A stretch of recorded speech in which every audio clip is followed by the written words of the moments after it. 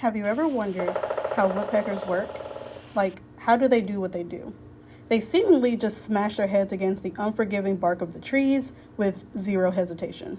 How about the bighorn sheep? You know, the big rams that live on the top of the mountains and they bash their heads against each other to establish dominance?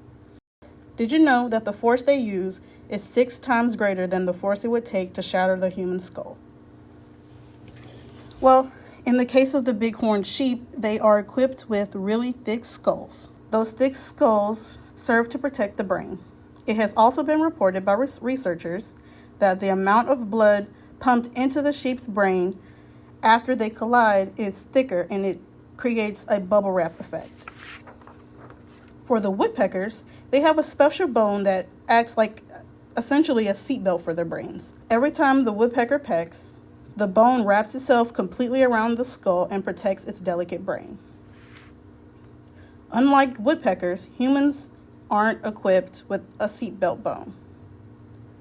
And just because there's a team called Rams doesn't mean the players also have thicker skulls for protection. To put it bluntly, we were not designed to play football, or any contact sport for that matter. Now, before I'm burned at the stake, just hear me out. I know what you must be thinking, that I'm just using some woke agenda to take away this blessed game. That's not it, I promise. This is meant to spread awareness about how the equipment that's supposed to protect our most powerful and delicate organ doesn't. The first football helmet was created in 1893 when after a brutal season, Joseph Reeves was advised by his doctor that one more hit to the head would lead to either insanity or death. Even after that, it wasn't until 1943 that the NFL instituted a rule requiring all players to protect their heads. In the 2012 NFL concussion lawsuit, the players and their families also filed a product liability suit against Riddle, the company that is responsible for making football helmets. They sued them for defectively designing players and for failing to warn players about the helmet's inability to protect them from the long-term health risks associated with repeated blows to the head. According to the CDC, helmets are not designed to prevent concussions. As of right now, there is no such thing as a concussion-proof helmet.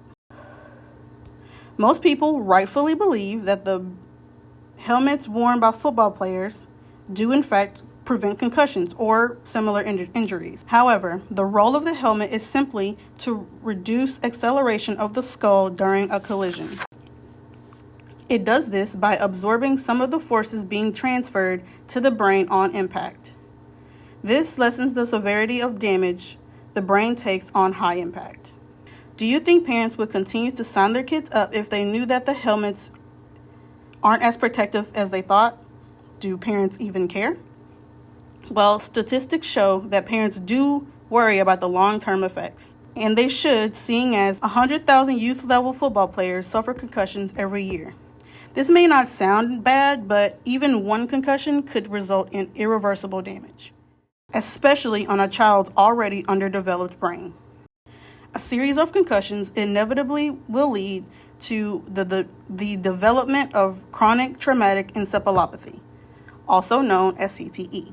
In 2013, the parent of a Mississippi athlete filed a lawsuit against the NCAA and the National Federation of High School Associations.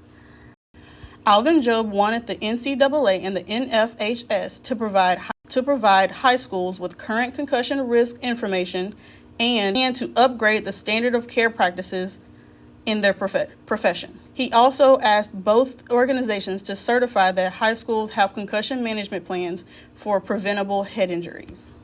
There have been some developments, however, because the NFL produced its NFL Helmet Challenge, and it was developed to encourage researchers to find further improvements for this very, very important piece of gear. With the introduction of the NFL Helmet Challenge, it's safe to say that even though CTE and the concussions that cause CTE may not be stopped anytime soon, but steps in that direction are being made.